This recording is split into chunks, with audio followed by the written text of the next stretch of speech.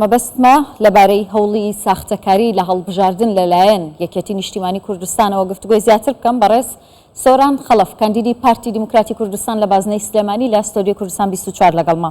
کاک سۆران زۆر بەخێر بێ. سەرەتا هەر لە تۆمارە دەنگەکەەوە دەست پێ یەکەم دەپرسم کە بۆچی یەکێتی پەنا بۆ ساختەکاری دەبات؟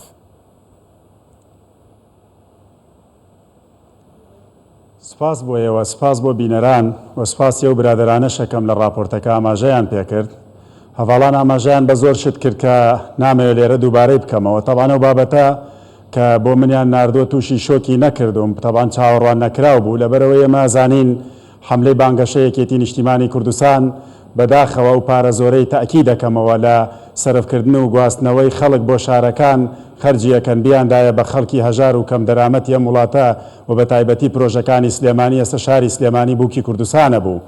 ئەو بابەتە بابەتێکە دەستدرێژیکردن بۆ شکۆی گەل بۆ شکۆی نەتەوە هیچ ئەرزشێکی نییە لە لایەکێتی نیشتیمانی کوردستان. بە تایبەتی و تۆمارە دەنگیە بەداخەوە جوودبرا. ئێمە دەزانین کە لە کوردستانە لەسەر ئەرزی کوردستان نەگەورە بوون و نەپەروەردە کراون و بە پۆست گەڕاونەتەوە بۆ سلێمانی و ئیدارەدانی سلێمانیش بەڕێوابن. خەڵکی سلێمانی لەوە تێگەیشتووە، بۆیە بینین ڕۆژانە بە کۆمەڵ ڕۆژانە بە تاک و بە کۆمەڵ پەیوەندی تەلەفۆنی لەلایەن خانەوادەی سەربەرزی شەهیدانەوە دێت بۆ ئەندام و لایەنگران و کاندیدانی پارتی دیموکراتی کوردستان وەک تۆڵەکردنەوەیەک لە بەرامبەر بێخزمەتکردنیان بێ ئەرزشکردنیان وە سوکایەتیکردنیان.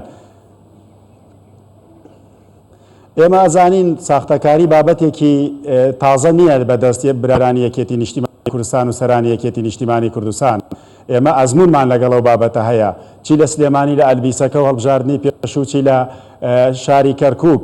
ئێمە زانین مانگی ئۆکتۆبەر بۆ ئەوان مانگێکی شومە و مانگێکە تێیدا دەیان کارەساتیان تێ ئەنجامداوە، بۆیە ئەسڵەن حەزیان لێ هەزر و زاکیرەی گەلی کووردا بسڕنەوە.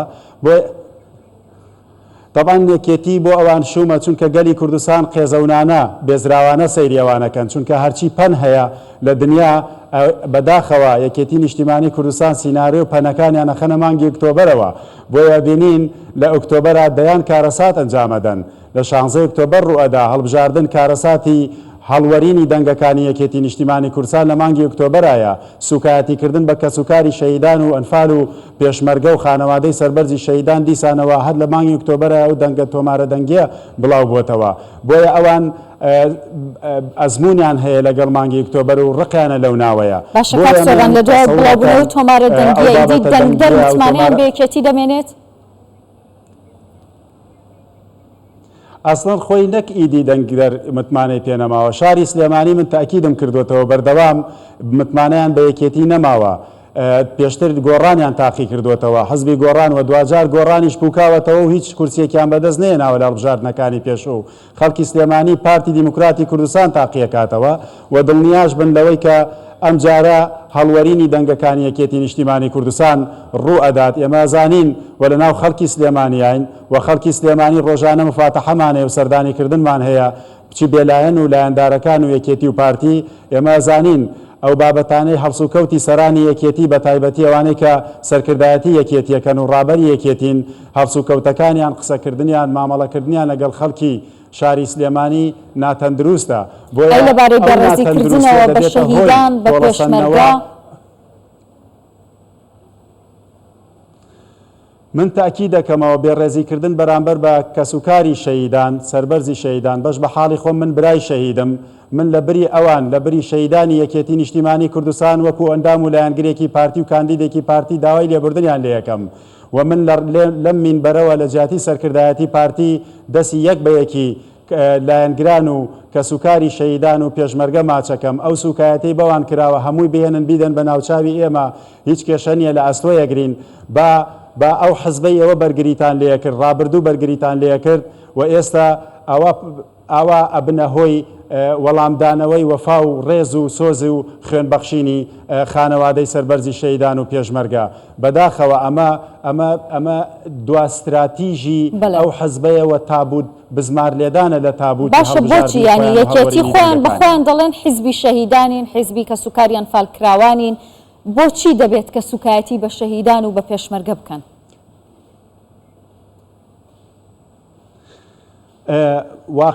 واقع لە هەرێمی کوردستان ڕەوتێکی زۆر خراپ بە تایبەتی لە شاری سلێمانی بەڕێوەچێت. ئێمە زانین شاری سلێمانی چەق و ململانەی سیاسیەکان لە شاری سلێمانی یەکلا بێتەوە.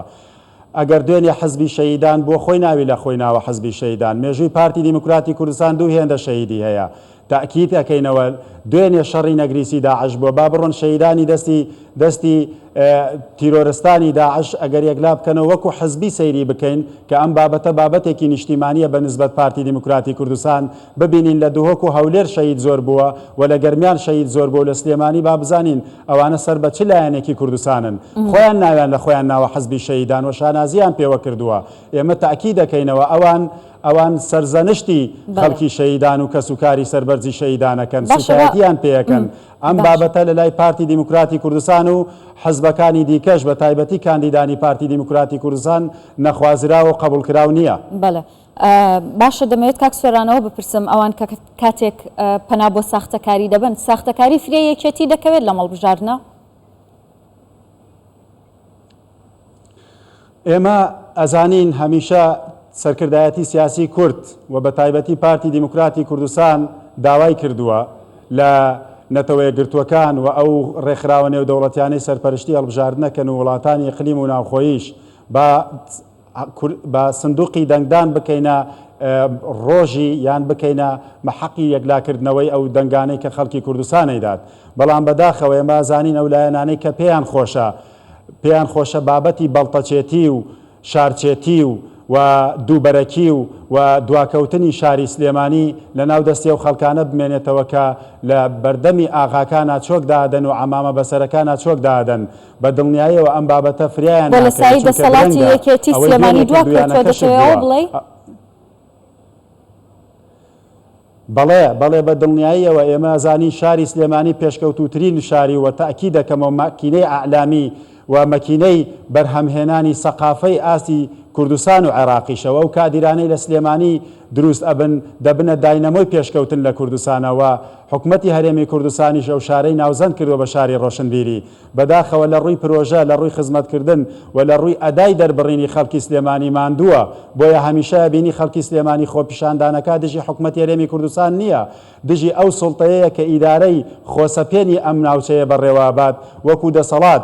بۆیە دەیانەوێ ئەو سیما جوانەی کە لە هەولێر لە بادینان لە دهۆک پێشکەشی خەڵکی کوردستان کراوە و ئەو ماوەکەمەی کە ئیدارەدانی شاری کەرکووک کە بەڕێز مەحافزی پێشوو ڕەحمەتی مەحافزی پێشوو پێشکەشی کردووە کە لایەنگر و دۆستایەتی هەبووە لەگەڵ و پەیوەندی هەبووە لەگەڵ ئیدارەدانی پارتی دیموکراتی کوردستان و سیما جوانەی پێبەخشیوە.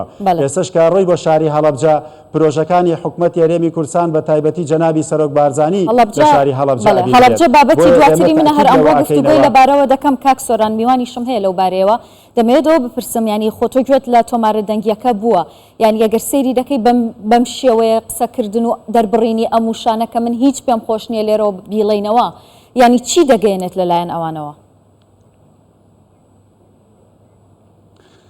ئەوە ماندووبوون و نەخۆشیەکی گەورەیە. تەبعاً ئەوە دەرونیان تووشی ژڵەژاوی بوون. ئێمە زانین زمە ئەوانەی کە مامۆستا و پسپۆڕنجەیە هێڵین بۆ ئەوان، چونکە ئێمە و پسپۆڕێتەمانتیان نیە لە ئەتەکێت و زمانی جەستە و لە ڕووی دەرونی و قسەکردنەوە.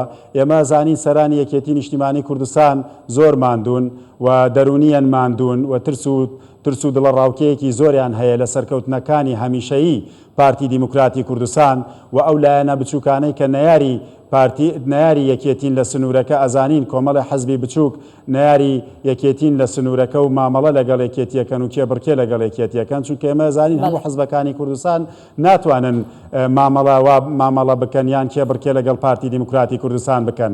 پارتی حەزبی ئارامی و ئاوەدانیە و مژدەش بێ لە خەڵکی کوردستان و مژدەش بێ لە یەکێتی نیشتیمانی کوردستان و بزوتنەوەی گۆڕان و هەموو حەزبەکان کابینەی داهاتوو جەنابی کاک مەسرور بارزانی تەشکیلی حکومەتەکە و هەمووان پاڵپشتی و هەمووان چاوەڕوانی پرۆژەکانی و پێشنیارەکانی جەنابی سەرۆکی حکومەت کاک مەسرور بارزانین. زۆر سپاس. بەڕێز سۆران خەڵەف کاندیدی پارتی دیموکراتی کوردستان لە بازنەی سلێمانی سپاس دەکەم.